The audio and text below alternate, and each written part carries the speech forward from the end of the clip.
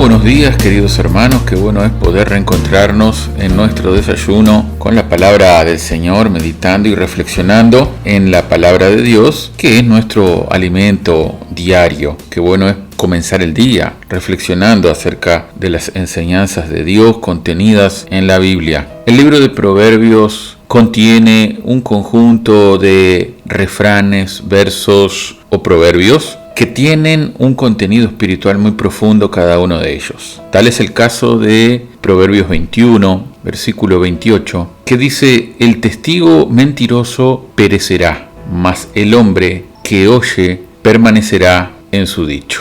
Ojalá, querido hermano, que tú y yo seamos parte de lo que dice la segunda parte de este versículo, que el hombre que oye permanecerá en su dicho. El Señor nos ha llamado para que podamos ser testigos fieles, para que podamos ser hombres y mujeres de fe fieles a Él. Y hay algunas señales que indican esto, y una de ellas está aquí mencionada en este versículo: mas el hombre que oye, aquel que sabe escuchar. Ningún ser humano conoce a Dios, ningún ser humano está preparado a servir a Dios si antes no escucha a Dios. Una realidad del testigo fiel es que escucha la voz de Dios. En el libro de Juan, capítulo 10, versículo 27, la palabra de Dios dice: mis ovejas oyen mi voz, y yo las conozco y me siguen. Podríamos decir que el Señor no conoce a nadie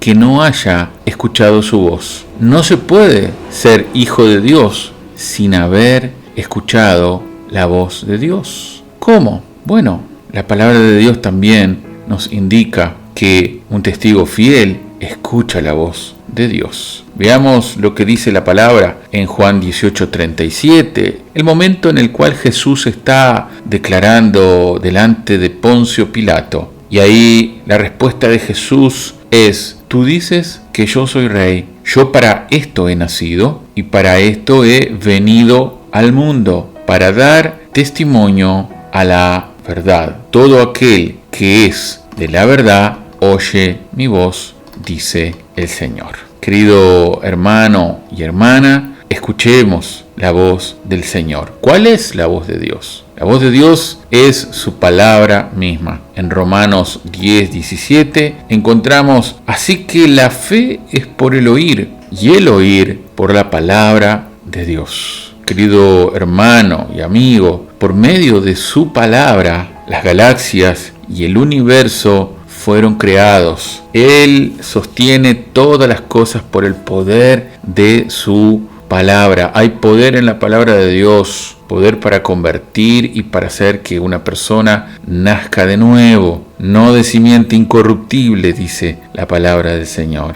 Poder para complementar. La palabra de Dios dice: desead como niños recién nacidos la leche no adulterada. Poder para limpiar. La palabra del Señor dice: ¿con qué limpiará el joven su camino? Con guardar la palabra de Dios. Poder para pedir. Si permanecéis en mí, dice el Señor, y mi palabra está en ustedes, ¿verdad? Bueno, pidan y os será hecho. Poder para conquistar.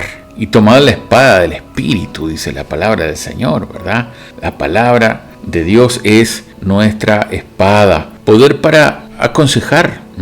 El consejo que el apóstol Pablo le daba a Timoteo era que él usara la palabra para redarguir, reprender. ¿Por qué? Porque hay poder y consejo en la palabra de Dios. Así que, querido hermano y hermana, la marca de aquel que es un hijo fiel, un testigo fiel de Dios, es que está escuchando la voz de Dios. No puedes ser un verdadero cristiano hasta que escuches la voz de Dios por medio de su palabra.